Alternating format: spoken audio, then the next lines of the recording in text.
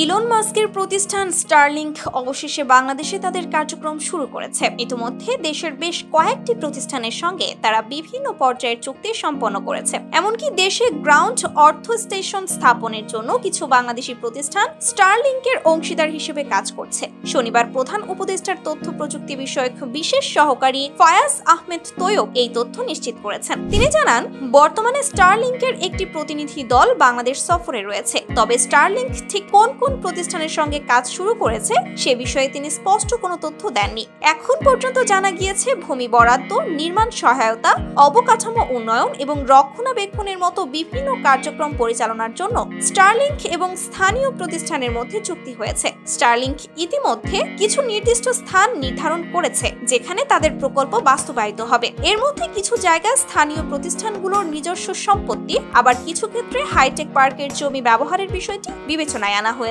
এই প্রকল্পের স্থান নির্বাচন এবং বাস্তবায়ন সংক্রান্ত আলোচনাও বর্তমানে চলমান। ফয়াজ আহমেদ আরো বলেন, স্টারলিংক বাংলাদেশে বিশেষ করে শহরাঞ্চলের বাহিরে গ্রামীণ এবং প্রান্তিক এলাকাগুলোতে উচ্চ গতির ইন্টারনেট সেবা নিশ্চিত করবে। এমনকি লোডশেডিং কিংবা প্রাকৃতিক দুর্যোগের সময়ও এই সেবা ব্যাহত হবে না। বাংলাদেশের বর্তমান টেলিকম নেটওয়ার্কে এখনো অনেক সীমাবদ্ধতা রয়েছে। বিশেষ করে প্রান্তিক অঞ্চলে ফাইবার অপটিক নেটওয়ার্কের বিস্তৃতি কম এবং লোডশেডিং অন্যতম সমস্যা। স্টারলিংকের এই সেবা উদ্যোক্তা, ফ্রিল্যান্সার, এনজিও এবং এসএমই ব্যবসায়ীদের ডিজিটাল কার্যক্রমকে আরো গতিশীল করবে। আগামী 90 দিনের মধ্যে স্টারলিংকের সঙ্গে একটি কার্যকর এবং গ্রহণযোগ্য মডেল বাস্তবায়নের চেষ্টা চলছে বলেও তিনি উল্লেখ করেন। এর আগে গত 19 ফেব্রুয়ারি প্রধান উপদেষ্টা ডক্টর মোহাম্মদ ইউনূস স্টারলিংকের প্রতিষ্ঠাতা ইলন মাস্ককে বাংলাদেশ সফরে আসার আমন্ত্রণ জানান। তিনি ইলন মাস্ককে জানান যে এই সফরের মাধ্যমে মাস্ক দেশের তরুণ জনগোষ্ঠীর সঙ্গে পরিচিত হওয়ার সুযোগ পাবেন, যারা স্টারলিংকের এই প্রযুক্তির মূল সুবিধাভোগী হতে চলেছে।